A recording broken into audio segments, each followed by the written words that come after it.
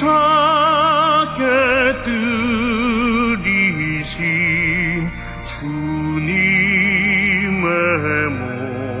몸일세. 이는 날 위하여 병거를 받으사 주가 친히 되시느니 주의 보혈일세. 이는 주가 지금 나에게 주시는 영생하는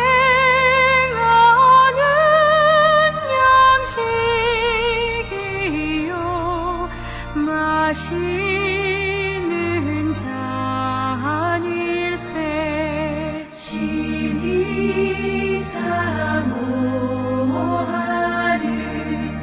떠나셨던 주님 속히 세상 다시 올 때 한가히 뵙겠네.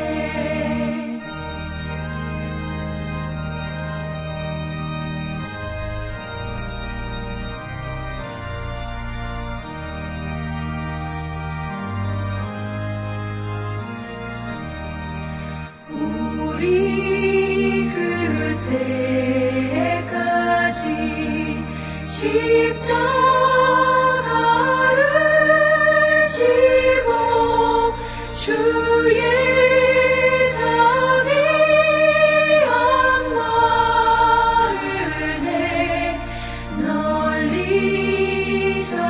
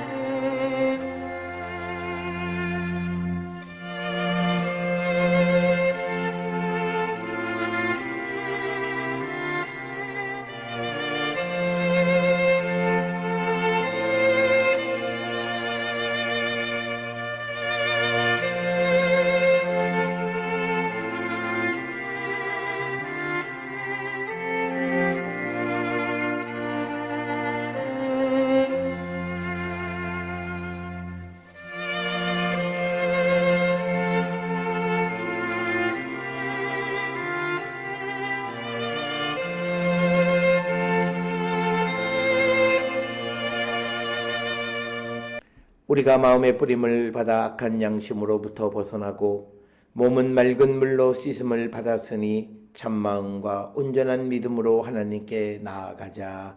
아멘.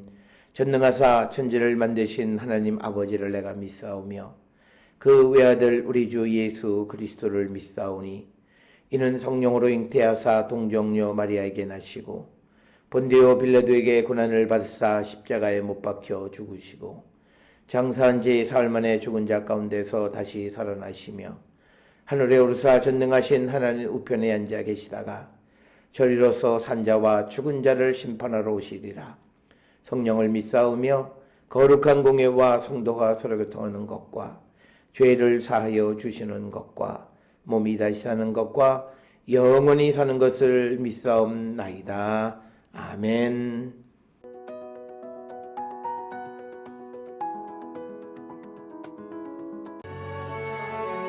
이틀이 지나면 유월절과 무교절이라. 대제사장들과 서기관들이 예수를 흉계로 잡아 죽일 방도를 구하며 이르되 밀란이 날까 하노니 명절에는 하지 말자 하더라. 예수께서 베다니 나병 환자 시몬의 집에서 식사하실 때에 한 여자가 매우 값진 향유 곧 순전한 나드 한 옥합을 가지고 와서 그 옥합을 깨뜨려 예수의 머리에 부으니 어떤 사람들이 화를 내어 서로 말하되 어찌하여 이 향유를 허비하는가? 이 향유를 300데나리온 이상에 팔아 가난한 자들에게 줄 수 있었겠도다 하며 그 여자를 책망하는지라. 예수께서 이르시되 가만두라. 너희가 어찌하여 그를 괴롭게 하느냐? 그가 내게 좋은 일을 하였느니라.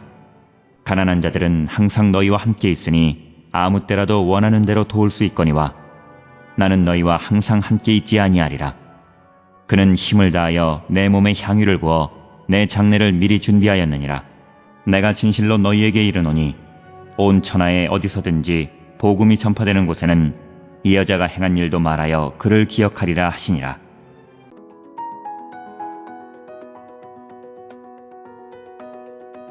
마가복음 14장 1절로부터 9절은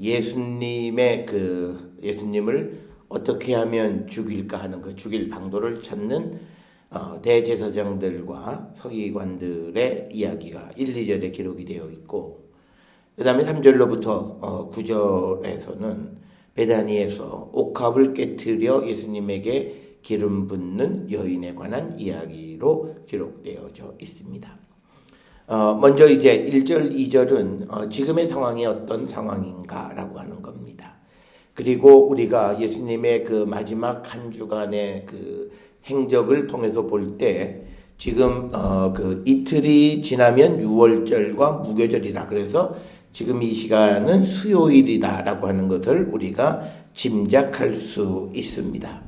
그때의 대제사장들 그리고 서기관들이 어떻게 하면 예수님을 죽일까 방도를 찾던 중에 오늘 본문에 보면 흉계로 잡아 죽일 방도를 구했다라고 하는 겁니다.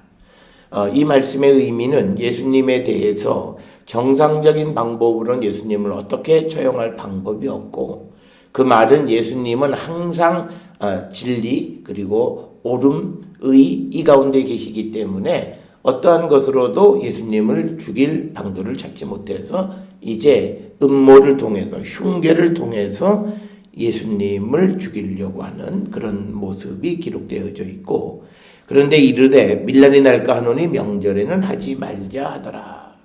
그래서 대제사장들과 서기관들은 예루살렘에 많은 사람들이 모여지는 그 명절에 예수님을 체포함으로 인해서 밀란이 일어나는 것을 방지하기 위해서 이 명절, 즉 유월절에는 하지 말자. 그러니까 원래 유대인들의 계획은 유월절은 아니었다라고 하는 거예요. 그런데 이제 두 가지, 하나는 그 하나님의 계획에 의해서 유월절 어린 양으로서의 예수 그리스도, 그래서 그들은 예수님을 유월절이 지난 다음에 어떤 흉계로 잡아 죽일 방도를 구했지만, 그러나 하나님께서는 바로 그 유월절에 예수 그리스도의 잡혀주심과 죽임당하심과 부활, 이 모든 사건을 이루시는 것을 봅니다. 따라서 오늘 주시는 본문을 통해서 보면 사람의 계획과 사람의 음모대로 모든 것이 되어지는 것은 아님을 우리에게 분명하게 가르쳐주는 그런 이야기가 되겠습니다. 특별히 2절에 밀란이 날까 하노니 명절에는 하지 말자 하더라, 이렇게 기록이 되어 있는데, 그 이유는 6월절에는 그 많은 인구들이 전국에서 순례하기 위해서 예루살렘에 모여들어서 대략적으로 한 5만에서 5만 5천 명 정도의 사람이 몰려들어서 원래 예루살렘 인구의 몇 배의 인구들로 북적거리고 전국에서 모여 있는 그런 사람들. 그래서 그 중에는 예수님이 활동하셨던 그 갈릴리 사람들도 있고 하기 때문에 만약 6월절에 예수님을 잡게 되면 어떤 지역적인 또는 사람들 사이에서 밀란이 일어날 것을 염려해서 명절에는 하지 말자 하는 것이 당시 대제사장들과 서기관들의 계획이었지만, 그러나 하나님은 하나님이 정하신 계획을 이루어 가시는 것을 이제 이어지는 사건 속에서 보여주고 있습니다. 이어지는 이야기는 14장 3절로부터 9절에 익명의 어떤 여인이 베다니에서 예수님에게 기름을 붓는, 즉 300데나리온 이상 되어지는 가치를 가진 그 향유를 예수님에게 붓는 그 이야기가 3절로부터 9절에 기록이 되어져 있습니다. 이 이야기는 마태복음 26장 6절에서 13절이나 요한복음 12장 1절부터 8절 등에서도 기록이 되어 있지만, 그러나 그 세 복음서마다 이 사건이 발생한 지역, 기름을 부은 여인에 대해서 각각 다르게 기록이 되어져 있지만, 그러나 오늘 본문에서는 익명의 여자가 베다니에서 예수님에게 기름을 부었다라고 하는 겁니다. 이 기름 붓는 사건을 통해서 예수님께서는 값비싼 향유를 자신에게 붓는 것이 적합하다라고 이렇게 말씀합니다. 이것은 늘 가난하고 어려운 사람들을 위하시는 예수님의 생각과는 조금은 좀 다른 생각인데, 여기서 우리에게 보여주는 것은 이 세상의 메시아로 오신 예수 그리스도의 행적에 더 초점을 두고 있다. 그리고 오늘 본문에서 이 여인이 예수님의 머리에 기름을 부음으로써 예수 그리스도께서 왕이신 그리스도이심을, 왕으로 오신 그리스도이심을 상징적으로 보여주는 말씀이 되겠고, 마가복음 14장 8절에서 예수님께서는 이 사건에 대해서 내 장례를 준비하는 것으로 이해하셨다라고 하는 거죠. 그래서 오늘 주시는 본문의 말씀을 통해서 보면 이 기름을 붓는 여인의 모습, 그리고 그 기름 부음을 받으시는 예수님의 해석 사이에 차이가 있고, 이 여인은 선하게 예수님을 왕으로서 인정하고 그 머리에 기름을 부었지만, 예수님은 이 여인의 행위를 통해서 당신의 장례를 준비하는 것이다, 이런 해석을 제시해 주는 것을 봅니다. 오늘 주시는 본문은 베다니에서 일어난 일이고, 나병 환자 시몬의 집에서 있었다라고 하는 겁니다. 그때 한 여자가 매우 값비싼 그 향유, 순전한 나드 한 옥합을 가지고 와서 그 옥합을 깨트려 예수의 머리에 부었다라고 하는 겁니다. 보통 손님의 머리에 기름을 붓는 것은 손님을 환대하는 그런 유대인들의 방식입니다. 시편 23편 5절이나 141편 5절, 그리고 누가복음 7장 46절에서 우리가 볼 수 있고, 옥합은 당시 값이 매우 비싼 알라바스터라고 하는 돌로 만든 그런 병, 그 안에 들어있는 기름을, 그 병을 깨트리고 예수님에게 부었다라고 하는 겁니다. 그렇게 이 여인의 행위에 대해서 어떤 사람은 4절에서 화를 내어 서로 말하되 어찌하여 이 향유를 허비하느냐. 예수님에게 쓰는 것을 허비한다고 생각한 것은 이 사람은 예수님이 누구이신지를 알지 못한 결과였다라고 하는 겁니다. 그래서 그가 말을 계속하기를 5절에 300데나리온 이상을 팔아서 가난한 자들에게 줄 수 있다라고 그 여인을 책망합니다. 우리가 알다시피 300데나리온은 그 은전으로서 일용 노동자의 1년치 수입에 해당하는 그런 돈, 그 가치의 그 기름을 깨트려서 예수에게 붓자 이제 어떤 사람이 그렇게 이야기합니다. 그럴 때 예수님이 그 말을 듣고 가만두라, 너희가 어찌하여 그를 괴롭게 하느냐, 그가 나에게 좋은 일을 하였다. 그러면서 7절에 가난한 자들은 항상 너희와 함께 있으니 아무 때라도 원하는 대로 도울 수 있거니와 나는 너희와 항상 함께 있지 아니하리라. 그렇기 때문에 예수님을 위해서 이 옥합을 쓴 여인에 대해서 정당함을 예수께서 말씀하시는 거고, 우리가 세상을 살아가면서 항상 어려운 사람을 돕지 않던 사람들이 어떤 일이 있으면 어려운 사람을 돕자라고 하는 그런 말들을 할 때 예수님의 말씀은 어려운 사람은 항상 네 옆에 있으니 네가 언제든지 도울 수 있다. 그런데 굳이 오늘 이 일에 너희들이 그 말을 하는 것이 무엇이냐라고 하는 그런 말씀이 되겠고요. 그러면서 8절에 그는 힘을 다하여 내 몸에 향유를 부어 내 장례를 미리 준비했다라고 그 여인의 행동에 대한 예수님의 해석은 장례 준비하는 것으로. 그러면서 9절에 내가 진실로 너에게 이르노니 온천하에 어디서든지 복음이 전파되는 곳에는 이 여자가 행한 일도 말하여 그를 기억하여 할 것이다 라고 말씀하시는 것을 우리가 볼 수 있습니다. 오늘 주시는 마가복음 14장 3절에서 9절에서는 이 땅을 떠나시는 예수님에게 값비싼 향유를 붓는 여인의 행동을 칭찬하시면서 이 여인의 행동은 언제든지 기억이 될 것이다 라고 하는 겁니다. 이 여인은 자기에게 오는 일생 딱 한 번 오는 기회를 놓치지 않고 그 주님에게 자신의 신앙을 표현한 이 여인의 모습을 칭찬하시는 예수님. 우리도 우리가 세상을 살아가면서 우리를 요구하시는 주님의 요청에 응답하며 살아가는 성도들. 그래서 주님을 섬길 기회를 놓치지 않는 우리 모두가 될 수 있기를 주의 이름으로 축원합니다. 기도하시겠습니다.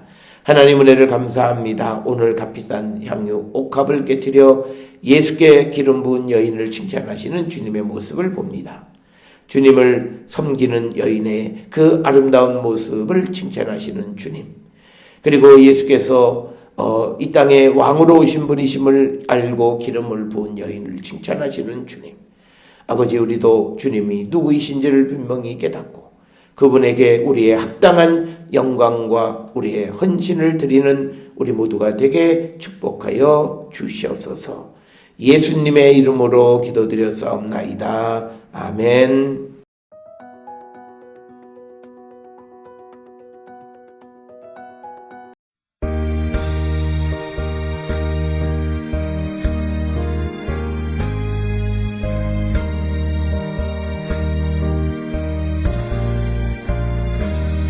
큰 물결이 설레는 어두운 바다 저 등대의 불빛도 희미한데 이 풍랑에 대저 항해하는 이 작은 배 사동은 주님이라 나 두려움에 두려움 없도다 주 예수님 늘 깨어 계시도다 이 흉흉한 바다를 다 지나면 저 소망의 나라에 이르리라 큰 풍랑이 배를 위협하며 저 깊은 물이 벌려 달려드나 이 바다에 노저 항해하는 이 작은 배 사공은 주님이라 나 두려움 없네 두려움 없도다 주 예수님 늘 깨어 계시도다 이 흉흉한 바다를 다 지나면 저 소망의 나라에 이르리라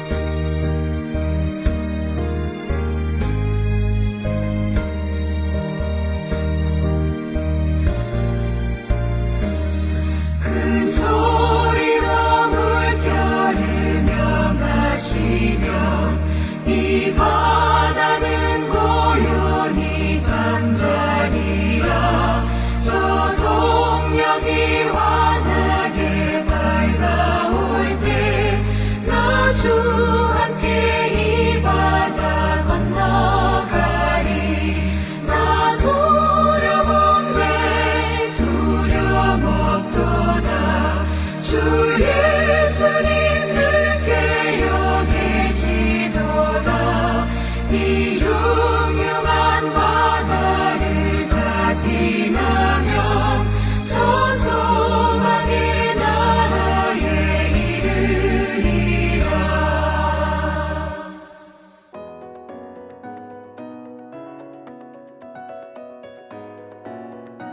기도하시겠습니다. 이제는 우리 주 예수 그리스도의 은혜와 하나님 아버지의 무한하신 사랑과 성령의 위로교통 역사하심이 주님을 섬길 기회를 놓치지 않는 성도 되기를 결단하며 세상을 향해 나가는 우리 모든 성도들 머리 위에 지금으로부터 영원토록 함께 할지어다. 아멘. 주 너를 지키시고 그 얼굴을 내게 돌리시고